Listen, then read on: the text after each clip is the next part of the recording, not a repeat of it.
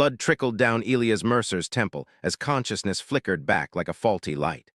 The xenobiologist's legs were pinned beneath a twisted hunk of what had once been his research craft's hull. Around him, the violet foliage of Proxima Centauri B's equatorial jungle seemed to pulse with malevolent intent, its alien rhythms a mockery of Earth's familiar patterns. "Status report," he wheezed to his wrist communicator, knowing already that no one would answer. The ambush had been too sudden, too precise. His team had scattered when the first projectiles hit, primitive but lethal technology that had shredded their shields like paper. The Karathi were supposed to be primitive, pre-spaceflight natives. Someone had severely miscalculated. A snap of branches from his right sent adrenaline coursing through his system. Elias fumbled for his sidearm, fingers slipping on blood and sweat before finding it crushed beneath the debris. "Don't move, let me watch my back first." The voice was female, with an odd resonance that human vocal cords couldn't produce. Elias froze, watching as a lithe figure materialized from the undergrowth. Her skin caught the dual-star light in iridescent ripples, shifting between deep amethyst and midnight blue. 4 eyes, 2 large primary ones and 2 smaller ones above, scanned the perimeter with precision that made military drones seem obsolete. She was Karathi, the enemy, but she hadn't killed him yet. "You're injured," she stated, approaching cautiously, the elaborate rifle in her hands never lowering. "My name is Vexora, I'm here to help you." "Why would a Karathi help a human?" Elias coughed, tasting copper. Her secondary eyes narrowed. "Because I am no longer Karathi, I am Envora, outcast." With surprising gentleness, she knelt beside him, one hand still gripping her weapon. "The hunting party will return. We have perhaps 1 rotation to escape." "Escape," Elias gestured helplessly at his trapped legs. "I'm not going anywhere." Vexora's mandibles clicked in what might have been frustration. "Then we die together, human. I betrayed my clan to warn yours about the Belakath, the purification ritual. Many want my head for this." She studied the debris pinning him, then slung her rifle and reached for something at her hip, a device no larger than a credit chip that she pressed against the metal. It hummed, and the metal began to soften. "The Belakath?" Elias asked, wincing as she worked. "Your kind would call it genocide," she replied, her primary eyes meeting his. "The High Matriarch has convinced the Council that humans are a cosmic contamination. They plan to eliminate all research outposts in this sector." As the metal grew malleable, she braced herself and lifted. "Pull yourself free, now." Elias dragged himself out, biting back a scream as damaged nerves flared. Vexora immediately administered something from a pouch at her waist, a bluish gel that numbed the pain instantly. "Why risk yourself for me?" he asked as she methodically assessed his injuries. Vexora paused, her 4 eyes blinking asynchronously. "Because seeing you reminded me of something my mother taught me before the matriarchy executed her for heresy. That life recognizes life across the stars." Night was falling quickly, the jungle's deadly nocturnal predators beginning their hunting calls. Vexora helped Elias to a defensible position between twisted roots, her body positioned protectively between him and the darkness. "We move at first light," she said, checking her weapon. "If we reach your colony's northern outpost, perhaps they will listen." As pain and exhaustion dragged him toward unconsciousness, Elias felt her warm hand rest briefly on his. Through half-lidded eyes, he studied her alien beauty, fierce and unknowable, yet somehow offering more humanity than he'd found among his own kind in years. "Sleep," she whispered. "I will keep watch. This night at least you are not alone in this wilderness." Elias drifted off to the sound of her steady breathing, and the knowledge that his survival now depended entirely on this enemy-turned guardian, whose people wanted them both dead. The twin suns of Proxima Centauri crept over the horizon, bathing the jungle in crimson light. Elias awoke to find Vexora applying more of the blue healing gel to his legs. The numbness had given way to a dull throb, an improvement he hadn't expected. "Your physiology responds well to our medicines," she observed, 4 eyes blinking in sequence. "Unexpected. The matriarchy's scientists claimed humans would be incompatible with Karathi biology." "Another convenient lie to justify genocide?" Elias asked, testing his weight as he stood. Vexora's mandibles clicked softly, a sound he was beginning to recognize as thoughtfulness. "Perhaps, or perhaps you are exceptional." She helped him gather what supplies remained from his wrecked vessel: a water purifier, emergency rations, and a damaged but functional mapping device. As they worked, Elias noticed how she moved, fluid yet precise, constantly alert to their surroundings. "We must cross the Arshakti Valley before nightfall," she explained, pointing toward a distant ridge. "The tracking beacons of your outpost show it is 17 of your kilometers north." 17 kilometers through hostile territory, with Karathi hunting parties after us, Elias sighed. "And I thought grant applications were stressful." The joke was lost on her, but she tilted her head in what might have been appreciation of his spirit. "Your humor is unusual, but it suggests your mind remains clear despite injury." They set off as the jungle awakened around them.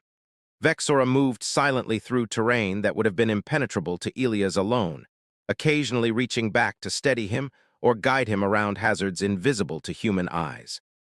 "How did you learn our language?" he asked after they'd crossed a stream of bioluminescent water. "I was training to be Kavorathi, what you might call a cultural interpreter," she replied. "Before I discovered the Belakath plans, I studied human communications intercepted from your outposts." "And you risked everything to warn us." She paused, her secondary eyes focusing on him while her primary ones scanned the surroundings. "I risked nothing of value. A society built on extermination deserves no loyalty." Midday brought new dangers. A hunting party's signal flares appeared in the distance. Vexora pulled Elias into a hollow beneath massive root structures, their bodies pressed together in the cramped space. He could feel her heartbeats, 3 distinct rhythms that accelerated as voices approached. "They're discussing our trail," she whispered, her breath warm against his ear. "The lead hunter is Envorax, my former mate." Elias stiffened. "Your mate?" "Not by choice, arranged by the matriarchy for breeding potential." Her voice carried no emotion. "He will pursue us with particular enthusiasm." The hunters passed within meters of their hiding place. When they'd gone, Vexora remained motionless for several minutes before finally relaxing. "You're trembling," Elias observed. "Fear is logical when facing superior numbers," she replied, but didn't move away from him immediately. Something in her expression shifted, vulnerability perhaps breaking through her warrior facade. They resumed their journey, moving faster now that Elias had found his rhythm. As they climbed the ridge overlooking the valley, he caught her studying him when she thought he wasn't looking. "What is it?" he finally asked. "Your species walks upright despite having only one spine," she said, mandibles flaring in what he was beginning to interpret as amazement. "Yet you persist through pain, you adapt. These are admirable traits." Before Elias could respond, a projectile whistled past them, embedding in a nearby tree with a sickening hiss. "Down," Vexora commanded, tackling him behind an outcropping as more shots followed. She returned fire with precision, her weapon emitting pulses of energy that shattered the vegetation where their attackers hid. "Run when I tell you," she instructed, reloading her weapon. "I will cover your retreat." "I'm not leaving you," Elias said, grabbing a fallen branch as a makeshift weapon. Vexora's 4 eyes widened. "This is not logical." "It's human," he replied, offering a grim smile. Something like respect flashed across her alien features before she nodded. "Together, then, on my signal. Now." They broke cover simultaneously, Vexora firing while Elias hobbled forward with surprising speed. Behind them, angry shouts confirmed at least one hit.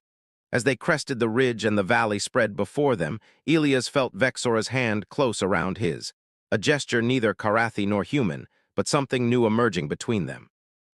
The atmospheric storm descended without warning, turning day to twilight in minutes. Lightning the color of oxidized copper split the sky as rain fell in sheets, dissolving the ground into treacherous mud. "The outpost is still too far," Vexora shouted over the storm's roar. "We need shelter." She pointed toward a dark formation half hidden by vegetation, ruins of a structure predating both human and Karathi presence on the planet. Ancient stone archways stood defiant against the elements, promising sanctuary from the deluge. They stumbled inside just as the full fury of the storm hit. The ruins provided shelter from wind and rain, but the temperature was plummeting rapidly. "Your body temperature is dropping," Vexora observed as Elias shivered violently. "Humans are remarkably fragile against environmental changes." That's rich coming from someone with an exoskeleton, Elias retorted through chattering teeth.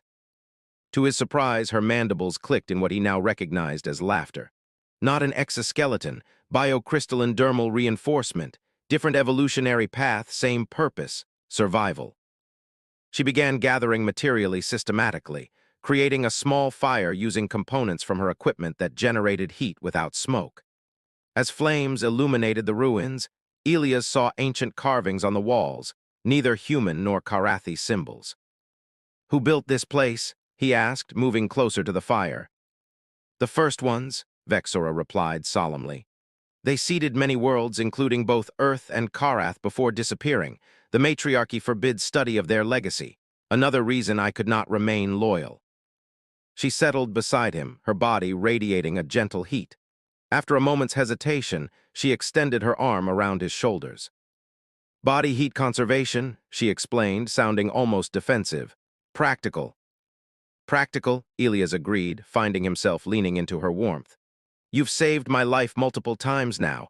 Why does your society want to destroy mine?" Vexora was silent for a long moment, her secondary eyes closing while her primary ones stared into the fire. "Fear. Humans advance quickly, adapt relentlessly. The matriarchy believes that in 3 generations you would surpass us. They prefer genocide to competition." "That assumes we'd be competitors, not collaborators," Elias said. "Indeed," her voice softened. "Tell me of your Earth, your people."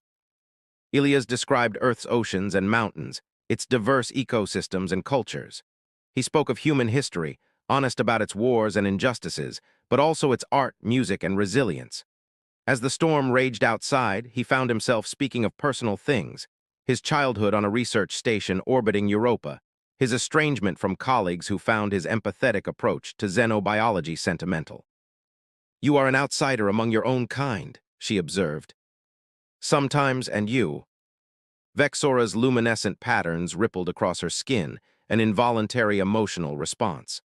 "Always. My mother was a heretic who believed in communication rather than conquest. When they executed her, I buried my questions but never abandoned them." The firelight cast shadows across her features as she turned to face him. "In the Karathi language, my name means one who questions. A name given as an insult, but one I've come to embrace." Without thinking, Elias reached out, tracing the iridescent patterns on her forearm with gentle fingers. She didn't pull away. "Beautiful," he murmured. "Proximity indicators," she explained, her voice dropping to a whisper.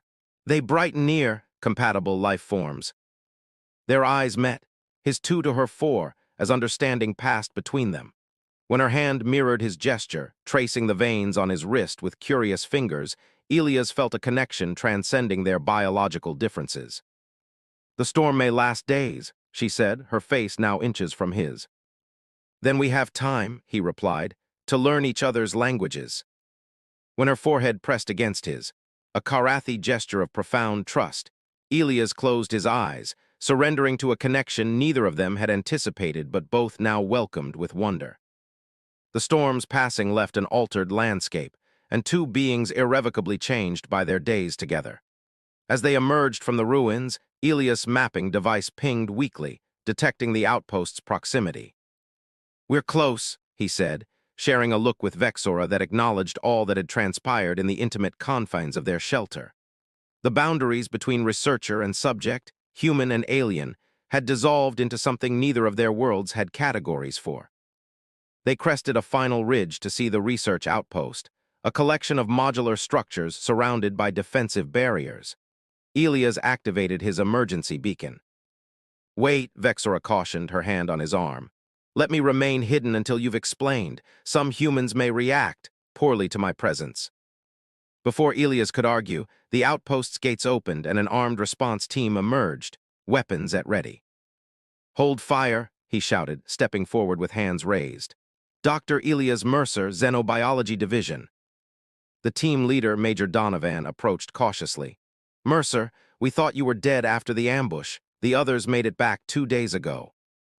"I survived with help," Elias explained. "Major, I have critical intelligence about the attacks. The Karathi leadership is planning a coordinated genocidal campaign against all human installations." Donovan's expression darkened. "We know. We captured one of them yesterday. She's being questioned now. Elias felt his blood run cold. A female Karathi? Is she all right? Why do you care? Donovan's eyes narrowed suspiciously. These creatures just tried to wipe out your research team. Because not all Karathi support the matriarchy's plans, some are trying to help us. Elias turned toward the tree line. Vexora, it's safe to come out. She emerged cautiously, weapon holstered but visible. The response team immediately raised their rifles. Stand down, Elias moved between them. She saved my life. She's a defector bringing warning of the attacks. Donovan hesitated before signaling his team to lower their weapons. Command's going to have questions, lots of them. Inside the outpost, tensions ran high.